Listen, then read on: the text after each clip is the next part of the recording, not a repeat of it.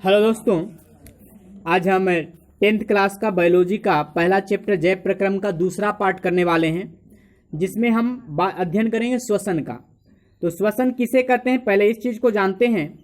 तो श्वसन पोषण के प्रक्रम हम लोग सीख चुके हैं। तो पोषण के प्रक्रम में जो खाद्य सामग्री है, मतलब जो खाना खाया गया था उससे जो ऊर्जा इकट्ठा किया गया था, जो उससे पदार्थ इकट्ठा किए गए थे, उसको कोशिकाओं में पहुंचाना और उसको ऊर्जा के रूप में परिवर्तित करना, ताकि विभिन्न शरीर जो है वो विभिन्न प्रकार के जैव प्रक्रम कर सके, ऊर्जा के रूप में परिवर्तित करना श्वसन कहलाता है। तो ऐसे भी कह सकते हैं श्वसन वह प्रक्रिया है जो पोषक तत्वों को ऊर्जा के रूप में परिवर्तित करता है या प्रत्येक जैव प्रक्रम के लिए ऊर्जा देता है। ऊर्जा उत्पादन के लिए कोशिका भोजन का विखंडन कोशिकीय श्वसन कहते हैं। अगर कोशिका में ये हो तो कोशिकीय श्वसन कहते हैं। ग्लूकोज का जो विखंडन होता है, मतलब जो पोषक तत्व जो ग्लूकोज के रूप में हमारे शरीर में इकट्ठा हुआ था, उसका जो विखंडन होता है वो कोशिका द्रव में सबसे पहले तो पाइरूवेट और ऊर्जा, मतलब 6 कार्बन वाला 3 कार्बन में कन्वर्ट हो जाता है ग्लूकोज, जिसे हम पाइरूवेट कहते हैं। और इस विखंडन में ऊर्जा की उत्पत्ति होती है, जिससे क्या होता है, हम लोग जैव प्रक्रम करते हैं। अगर यह विखंडन जो पाइरूवेट है या ऑक्सीजन की अनुपस्थिति में हो तो इस प्रकार की श्वसन को अनॉक्सी श्वसन भी कहते हैं। जब ऑक्सीजन की उपस्थिति में हो तो इसे हम ऑक्सी श्वसन भी कहते हैं। तो ऑक्सीजन की अनुपस्थिति में जब ग्लूकोज का विखंडन होता है तो इथेनॉल, कार्बन डाइऑक्साइड ऊर्जा की प्राप्ति होती है। मतलब इथेनॉल और कार्बन डाइऑक्साइड की प्राप्ति ग्लूकोज के किस प्रकार के विखंडन से होती है, तो वो अनॉक्सी विखंडन से होती है। मतलब ऑक्सीजन की अनुपस्थिति में विखंडन होगा तब होती है। और ये क्रिया कहाँ होती है, ईस्ट में किण्वन में होती है। अब किण्वन क्या है ये पहले जान लें।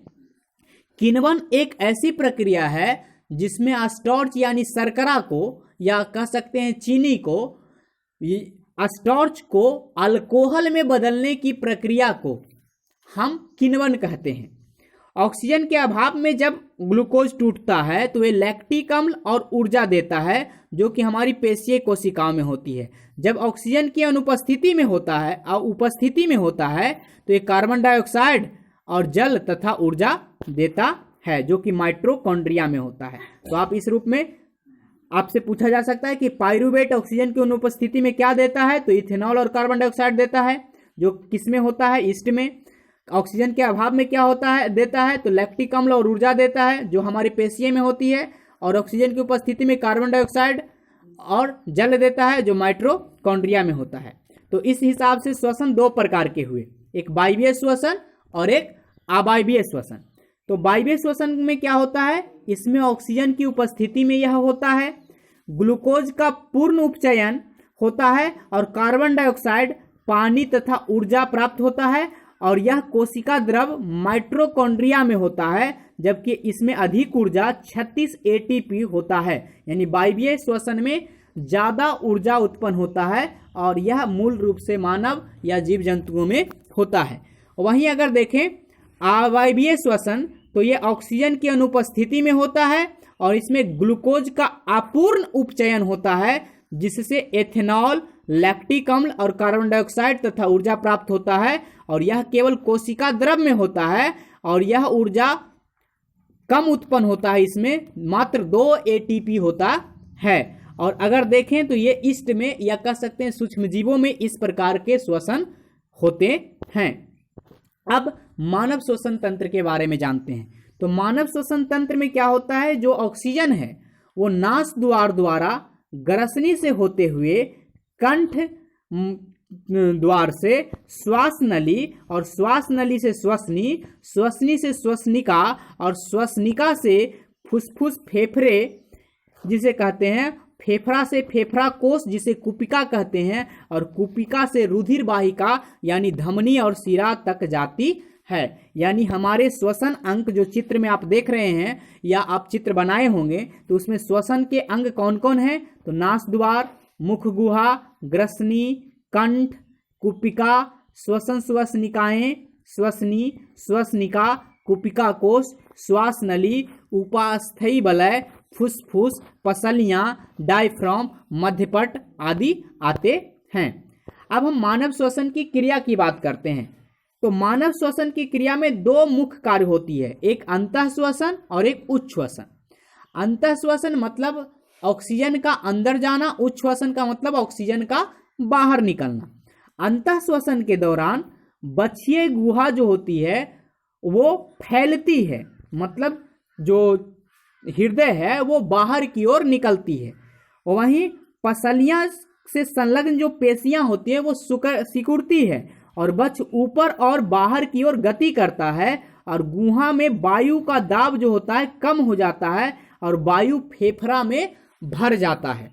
वहीं उच्छ्वसन में क्या होता है, तो बछिए गुहा अपने मूलाकार में आ जाती है, पसलियां और पेशियां शिथिल हो जाती है और बच्च अपने स्थान पर वापस आ जाता है और गुहा में वायु दाब जो होता है बढ़ जाता है और फेफड़ा जो होता है कार्बन डाइऑक्साइड से भर जाता है।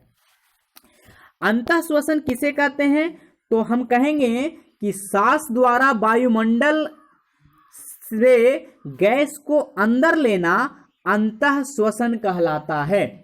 वहीं उच्छ्वसन किसे कहते हैं, तो हम कहेंगे कि फेफड़ों से वायु या गैस को बाहर निकालना उच्छ्वसन कहलाता है।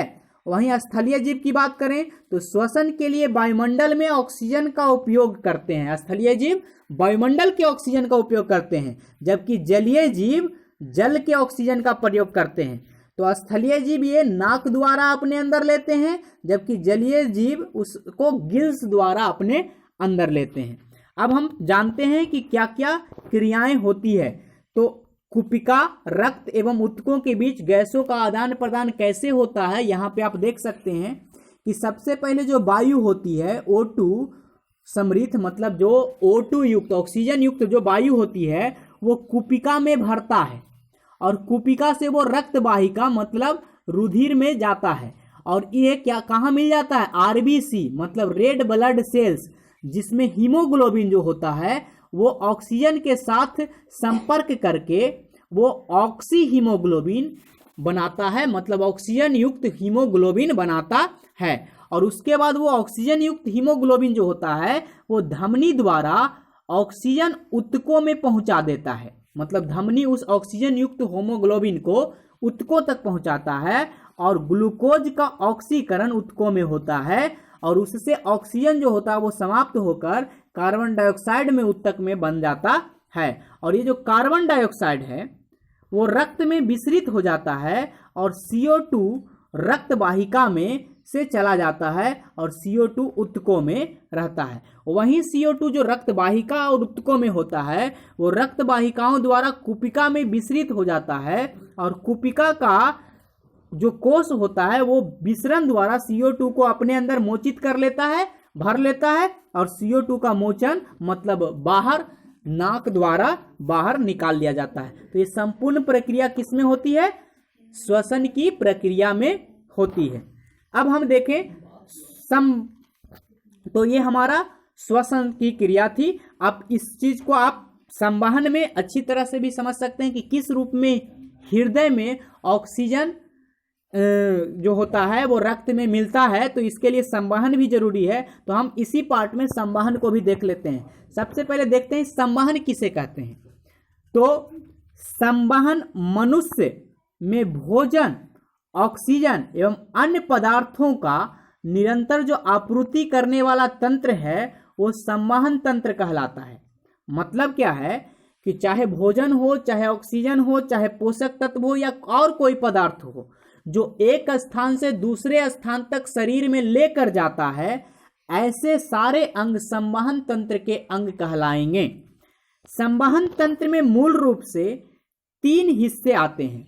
एक है हृदय, दूसरा है रक्त नलिकाएं जिसको धमनी और शिरा के रूप में, और तीसरा है वहन का माध्यम जिसको हम रक्त या लसिका के रूप में पढ़ेंगे। तो सबसे पहले हम तीसरे पार्ट को पढ़ते हैं कि रक्त कैसा होता है, क्या होता है। तो जो रक्त होता है उसमें 2 प्रकार के अवयव होते हैं, एक ठोस अवयव होते हैं और एक द्रव अवयव होते हैं। जो ठोस अवयव है उसे रुधिर कणिकाएं कहा जाता है और जो द्रवीय अवयव है उसे प्लाज्मा कहा जाता है। तो ठोस अवयव जो होते हैं वो 3 प्रकार के होते हैं, लाल रक्त कणिकाएं, श्वेत रक्त कणिकाएं और रक्त प्लेटलेट्स। ये ठोस के रूप में रक्त में मौजूद होते हैं। लाल रक्त कणिकाओं को आरबीसी के नाम से, श्वेत रक्त कणिकाओं को डब्ल्यूबीसी के नाम से और रक्त प्लेटलेट्स के रूप में। अब जो लाल रक्त का काम है वो है O2 और CO2 का वहन हीमोग्लोबिन यानी रक्त को लाल रंग देता है उसमें मिलाना। यानी आरबीसी जो होता है वो ऑक्सीजन और कार्बन डाइऑक्साइड का परिवहन करता है, मतलब एक स्थान से दूसरे स्थान तक शरीर में लेके जाता है। और ये किसकी मदद से लेके जाता है? तो हीमोग्लोबिन की मदद से लेके जाता है। वहीं अगर श्वेत रक्त कणिकाओं की बात करें तो ये जो है ये शरीर को रोग मुक्त करने की यानी प्रतिरोधक क्षमता बढ़ाने का कार्य करता है, यानी शरीर को रोगों से लड़ने का काम इस श्वेत रक्त कणिकाओं को। वहीं रक्त प्लेटलेट्स जो है, अगर आपको कट छट जाए तो वहां पे जो खून जम जाता है वो इस रक्त प्लेटलेट्स का काम है, वहां पे रक्त का थक्का बनाना। अब प्लाज्मा का क्या काम है? जो द्रव्य माध्यम है, तो जो पीले रंग का तरल पदार्थ होता है जिसमें 90% जल तथा शेष जैविक अवयव होता है, और plasma protein, albumin protein, globulin protein तथा अजैविक खनिजों से मिलकर बना होता है। और ये प्लाज्मा इन कणिकाओं को एक स्थान से दूसरे स्थान तक लेकर जाता है। आगे देखें तो रक्त वाहिकाएं। तो रक्त वाहिकाएं 2 प्रकार की होती है, एक को धमनी कहते हैं, दूसरे को शिरा कहते हैं। सबसे पहले हम धमनी के बारे में जान लेते हैं। तो जो धमनी होता है वो ऑक्सीकृत रुधिर मतलब ऑक्सीजन युक्त रक्त को हृदय से शरीर के विभिन्न अंगों तक ले जाती है। परंतु एक फुफ्फुस धमनी जो है ये उल्टा है। इसमें क्या होता है कि ये शुद्ध रक्त को नहीं बल्कि अशुद्ध रक्त को रखता है। वहीं धमनी की जो भित्ति होती है वो मोटी होती है, अधिक लचीली होती है, क्योंकि इसमें जो दबाव होता है रक्त का वो ज़्यादा होता है। और ये बल्ब नहीं होते हैं, जबकि ये मतलब मुड़े हुए गुठे हुए नहीं होते, ये सतही नहीं होते हैं, इन ऊतकों के नीचे पाई जाती है। जो क्या होती है, ये त्वचा में नहीं बल्कि ये शरीर के भीतरी भाग में होते हैं। आगे जो है शिराएं विभिन्न अंगों में अनऑक्सीकृत रक्त मतलब जिसमें ऑक्सीजन की मात्रा कम है या कह सकते हैं जिसमें कार्बन डाइऑक्साइड है, अनुष्कृत रक्त को एकत्र करके वापस हृदय तक लाती है। परंतु इसमें यानी अशुद्ध रक्त परिवहन करते हैं, जबकि एक फुफ्फुस शिरा है जिसमें शुद्ध रक्त परिवहन करते हैं, चूंकि ये हृदय के अंदर होता है। शिरा की भित्ति कम मोटी होती है तथा कम लचीली होती है और इसमें बल्ब होते हैं, मतलब ये ज्वाइंट वाले होते हैं। ये सतही होते हैं, मतलब ये त्वचा के बिल्कुल नज़दीक होते हैं।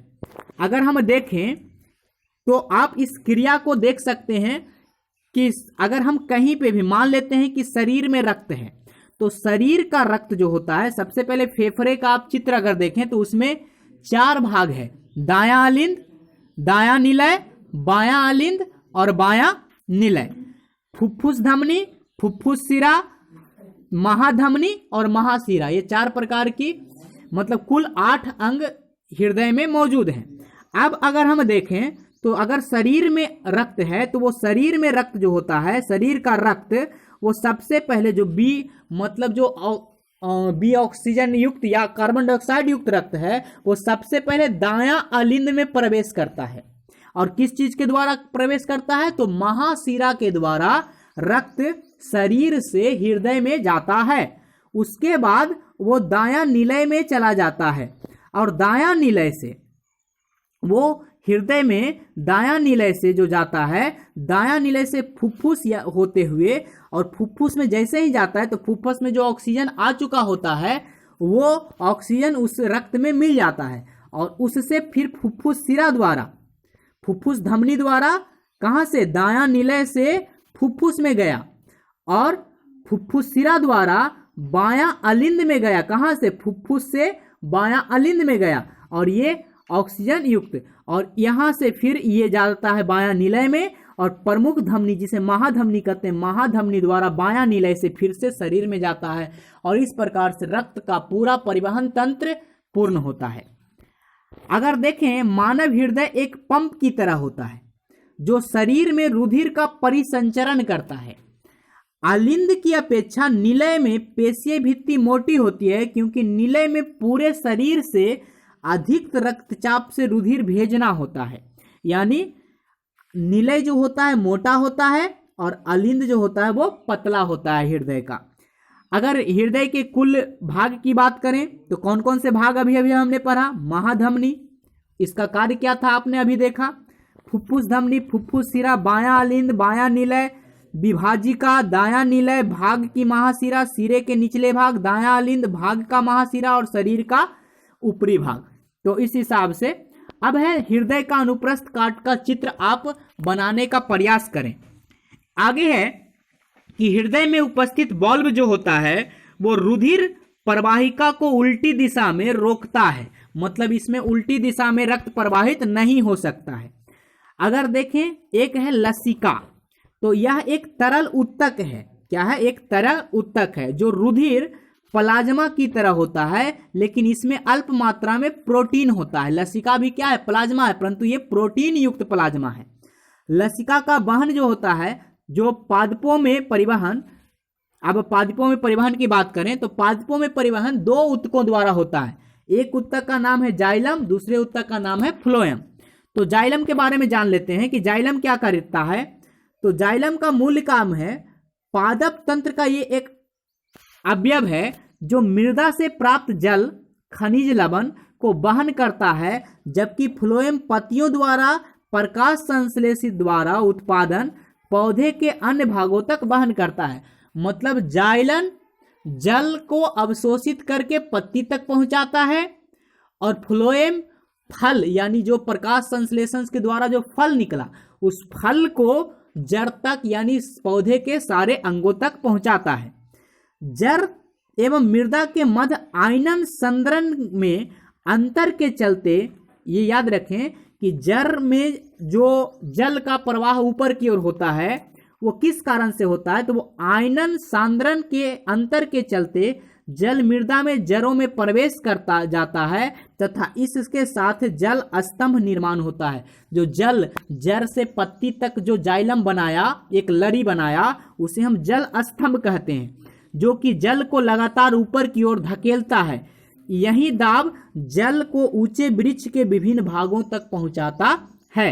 यदि यही जल पादप के वायवीय अंगों द्वारा वाष्प के रूप में रूपांतरण होकर विलीन हो जाता है और यह प्रक्रम बाष्पोत्सर्जन कहलाता है। इस प्रक्रम द्वारा पौधे के निम्न रूप से सहायता मिलती है। मतलब पहला तो जल के अवशोषण एवं जड़ से पत्तियों एवं जल तथा विलेय खनिज लवण ऊपर मुखी गति करती है तथा पौधों का जो ताप नियमन है, मतलब ताप का नियंत्रण, ताप नियमन में सहायक होता है। अब हम बात कर लें कि भोजन तथा दूसरे पदार्थों का स्थानांतरण किस रूप में पौधे में होता है, जो फ्लोएम द्वारा होता है। तो प्रकाश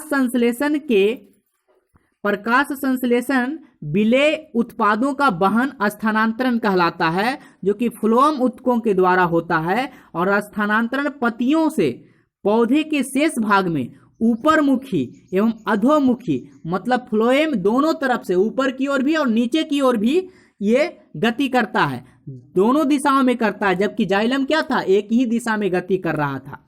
फ्लोएम द्वारा स्थानांतरण ऊर्जा का प्रयोग पूरा होता है और सुक्रोज, मतलब जो ग्लूकोज बना है, उसमें एटीपी जो ऊर्जा का परासरण बल द्वारा स्थानांतरित करता है।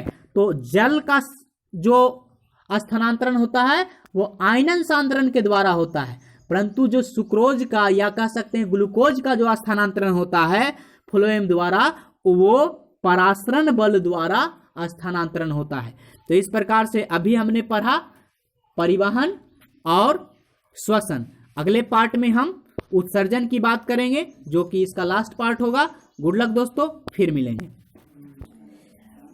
अब हम लोग बात कर रहे हैं मानव में उत्सर्जन, वह जैव प्रक्रम जिसमें जीवों में उपापचयी क्रिया। अब उपापचयी का मतलब जिसमें कोई रासायनिक अभिक्रिया हो रही है, वो भी ऑक्सीजन की उपस्थिति में।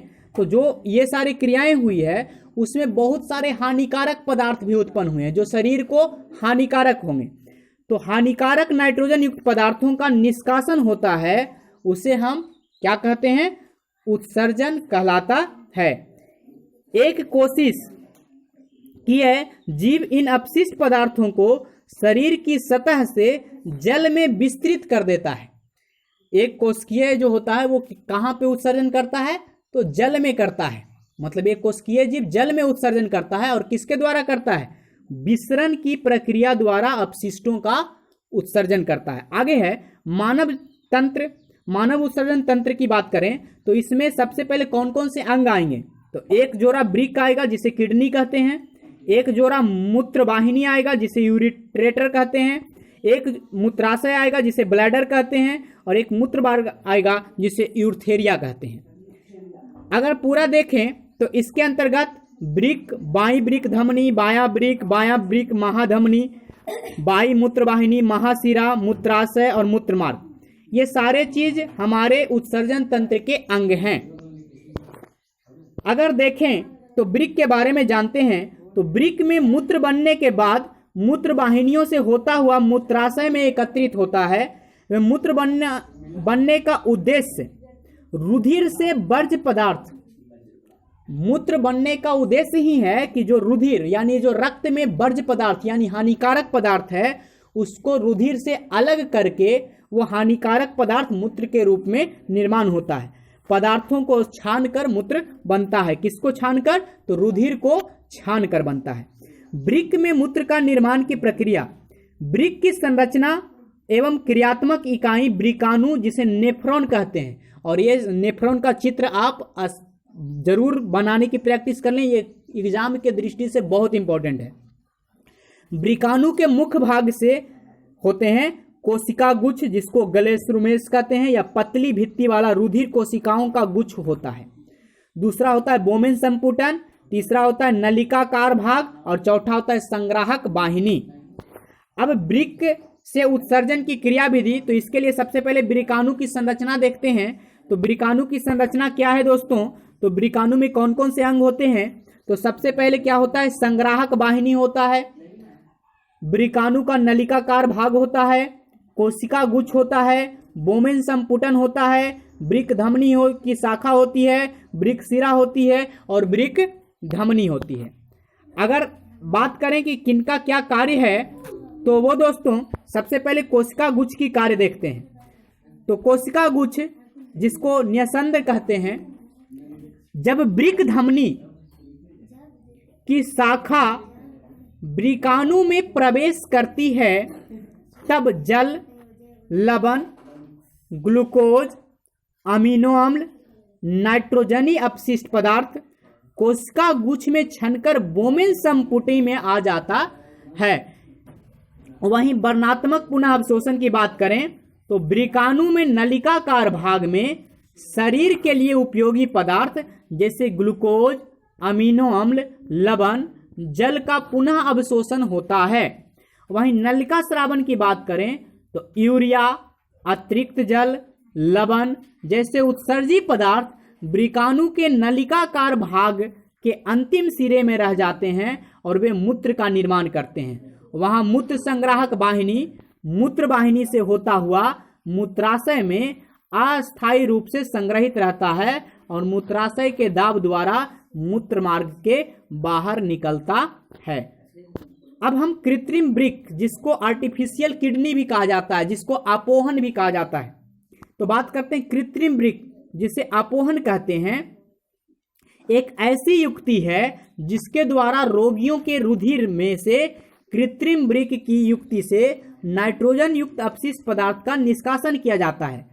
प्रायः एक स्वस्थ व्यक्ति प्रतिदिन 180 लीटर, एक स्वस्थ व्यक्ति 180 लीटर आरंभिक न्यसंदन वृक्क में होता है। मतलब 180 लीटर रक्त की सफाई हर दिन एक वृक्क में होती है, जिसमें उत्सर्जन मूत्र का आयतन लगभग 1.2 लीटर होता है। मतलब 180 लीटर रक्त से जो उत्सर्जित है मूत्र है वो 1 लीटर 1.2 लीटर होता है और शेष निस्संदन वृक्क नलिकाओं में पुनः अवशोषित कर ली जाती है। अब हम पादप की उत्सर्जन की बात कर लेते हैं। तो बाष्पोत्सर्जन की प्रक्रिया द्वारा पादप का जो अतिरिक्त जल होता है उससे छुटकारा मिल जाता है। बस बहुत से पादप अपशिष्ट कोशिका रिक्तिकाओं में संचित हो जाते हैं और अन्य अपशिष्ट पदार्थ जो रेजिन एवं गोंद है वो पुराने जाइलम में संचित हो जाते हैं और पादप कुछ अपशिष्ट पदार्थों के आसपास मृदा में उत्सर्जित करते हैं। यहाँ पे प्रश्नावली देख लेते हैं कि क्या क्या प्रश्न थे, आप जवाब देने की कोशिश करें।